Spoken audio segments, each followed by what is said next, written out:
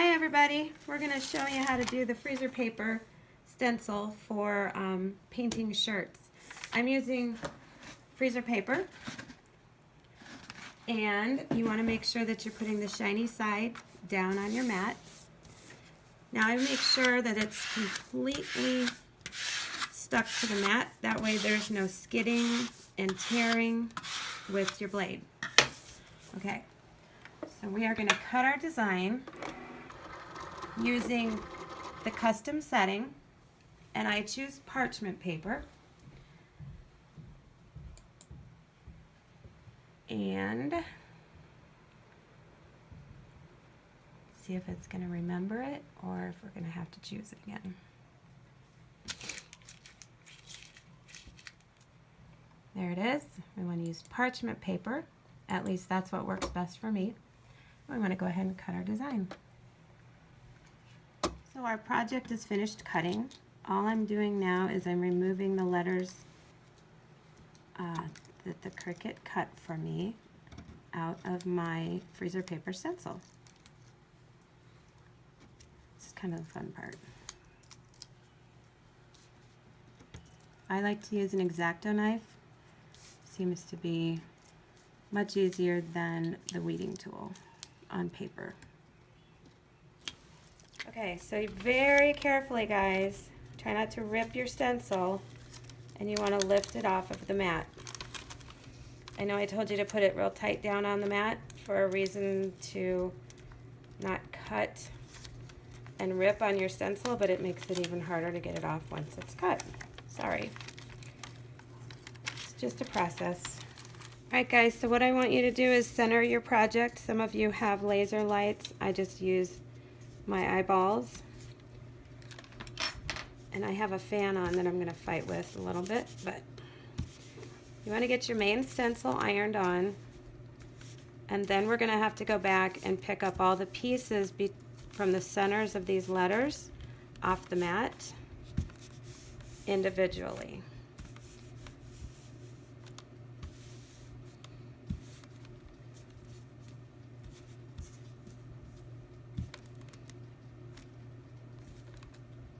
We're going to add the centers of the letters.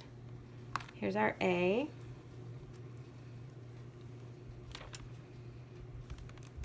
That's another reason I really love my X-Acto knife. It makes it super easy to get these off the mat. And having a fan on does not make this easier.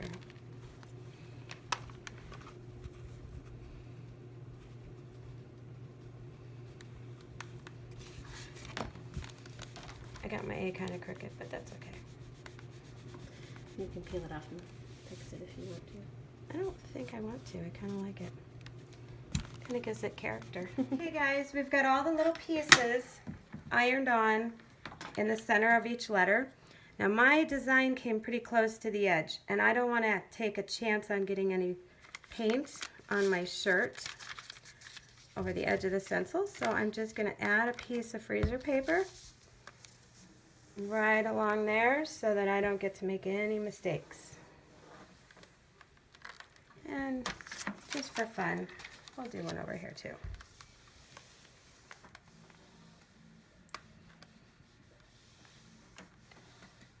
Okay, so now I'll get your paint ready. Once I've got my design ironed on, I like to iron it without anything under it so I get a good, smooth, hot surface. Then you want to make sure and put a piece of cardboard between the front and the back of your shirt so your paint doesn't bleed through. Okay, up until today I've been using this kind of a paintbrush. I discovered these, Tulip brand, at Hobby Lobby.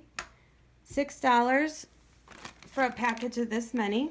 I used my 40% off coupon, so I got them for $3.50. Amazing. They don't soak up too much paint, and you get good coverage. One of the things that I didn't like about this is once you got paint in it, it bent back and forth and it was hard to work with. These don't do that. We're going to use Speedball paint, and I put it on fairly liberally because I like solid crisp lines. If you don't like solid crisp lines and you'd rather have a distressed look, you can certainly put less paint like that. But that's pretty much it.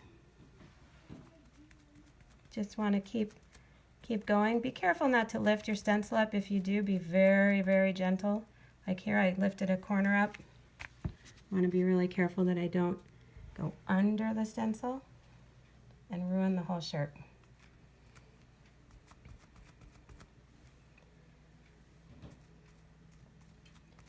All right, we'll be back when we go to the next color. All right, guys, we're almost to the end here. We decided to make this a 3-color shirt, and I'm being really liberal with the black because I want really solid lines. And I accidentally ordered too much black, so I have plenty to spare.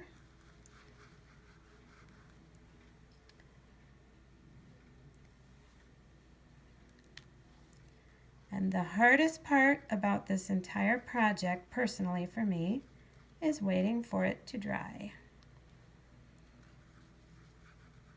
Now, if you'll notice on the white and the silver especially, it's soaking in to the material. So I will definitely be doing a second coat on the white and the silver. And we'll be back to show you when it's all finished. It's time to peel our project. For the most part, it's dry. And if I'm careful, it's okay that it's still a little bit wet.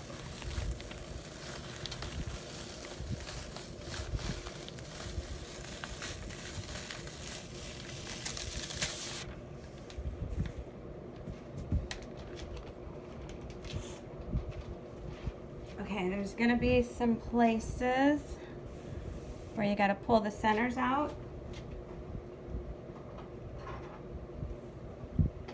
Again, I love my X-Acto knife because I can get under the letters and grab them.